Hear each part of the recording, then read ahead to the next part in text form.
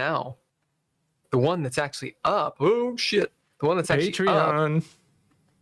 Patreon.com/dreadlore, but we're going to soon be launching Patreon.com/Geeky Gamer Podcast. I thought So we we're actually already building had that out. We kind of do, but it's not 100% published and everything. I mean, now it is. I just did it. So there you go. Either one, go to us. But we're building out some interesting collections. Yet we are AI. I mean, Elon Musk tends to think that it's very likely that we're all in a simulation. Yeah, I've heard that simulation argument before. I feel simulated. I'd like somebody to rewrite my code, please. This code. You know, I was watching the Animatrix, and did you ever see the Animatrix? Yeah, it's the cartoon of the Matrix that came out. Arguably better than the Matrix. It's very good. There's a lot of, and it was done, I think, after the fact. Maybe the last movie hadn't come out yet. Definitely the first one had. Anyway, there's a lot of theory and lore about the Animatrix because it really builds out the world and the whys and all this.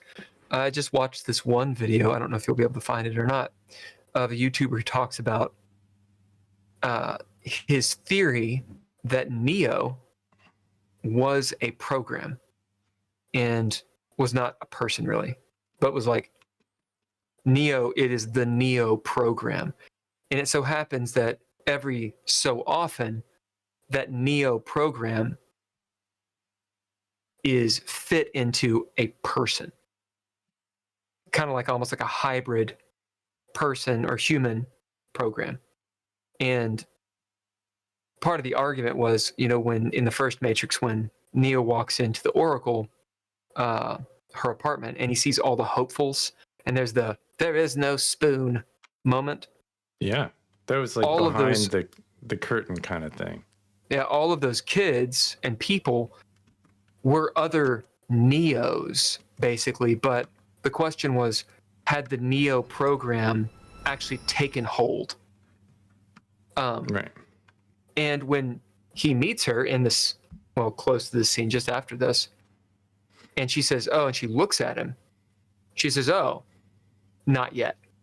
You haven't gotten to the point where the Neo program has actually merged 100%. But the whole theory is that Neo isn't really, he's kind of like a hybrid. Sure.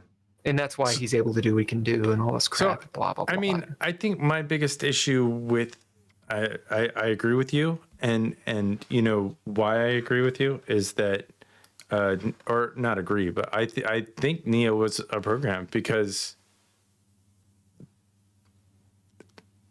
if the computer simulation could download into their player character, why couldn't they download into the body?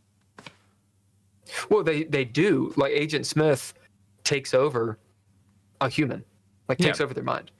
But he takes them over in the Matrix.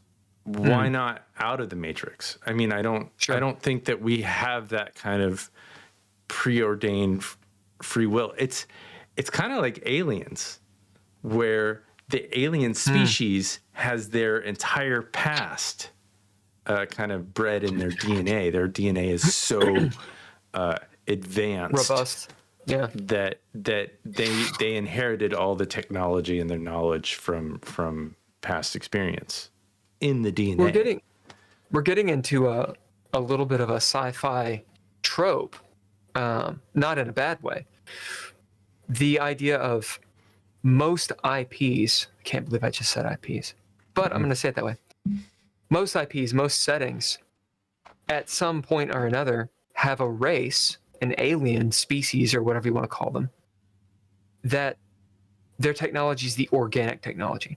And they're usually the more advanced and oftentimes the scariest.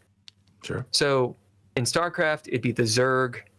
in Warhammer 40k, you have the Tyranids, which are basically the Zerg, and they also are usually a hive mind as well. And what was it in Stargate? It's it's Thor. The Goa'uld. No, it's not the Goa'uld. The Goa'uld do pass their information, but they don't do it as well as. Well, I guess they do. Goa'uld would be a good one. Yeah. Well, they're kind of immortal, is the thing. Yeah. I would say it's the robot guys, which I forget what they're called in Stargate. Yeah, the I forget what they're called. The Asgardians. Well, no, the Asgardians are the gray aliens. Yeah, but They're the like gray the good aliens guys. were all clones. They were all. Oh, They would download Thor, into the computer, right. and then they'd come out and to a new body. But they're not a hive mind. They're not a hive mind though. But they were talking about one of AI's biggest issues, which is the more AI AIs itself, it degenerates. And so their issue is they could never figure out their degenerating effects in the body that they had. I'm thinking of the replicants. Yeah, the replicants.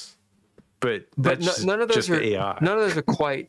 Yeah, none of those are quite exactly what it is. Yeah. I actually can't think of an analogy in Stargate for this. Like, what are they called? In Star Wars, the Yuuzhan Vong. Mm-hmm. Like it's a trope. It's a flesh ship. There's no metal. It's like made of organic material, and they're a big hive mind, and they all, there's, the smaller ones that are kind of grunts, and the larger ones that aren't, and they're more intelligent, and all of that. In Star Wars, I they see were it in outlawed. a lot of them. Yeah. Yeah. Or in Farscape with the ship was a living, breathing. Right. Ship. The living ship, right? Yeah. Maya or Moya or whatever her name was. Yeah. But yeah, and I think it's interesting that Star Trek outlawed it. Tin Man in Star Trek. No, you can't do that. Yeah. And Data was kind of the only one for a while. And then they started, spoiler alert, they started like trying to do it again. AI. And then AI was like, there was the AI war that they went through. No, it's Picard though. And Picard is fine, but I think they kind of dropped the ball in season 1. And I think a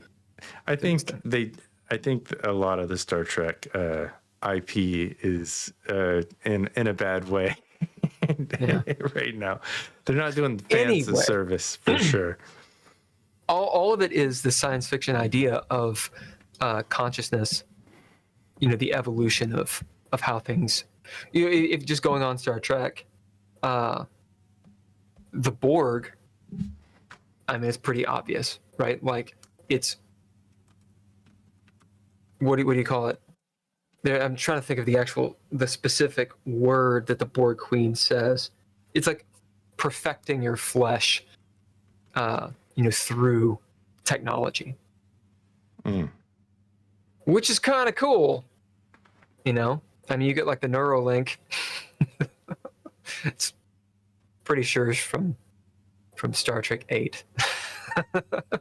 Yeah, I mean, who knows? Anyway, let's move on.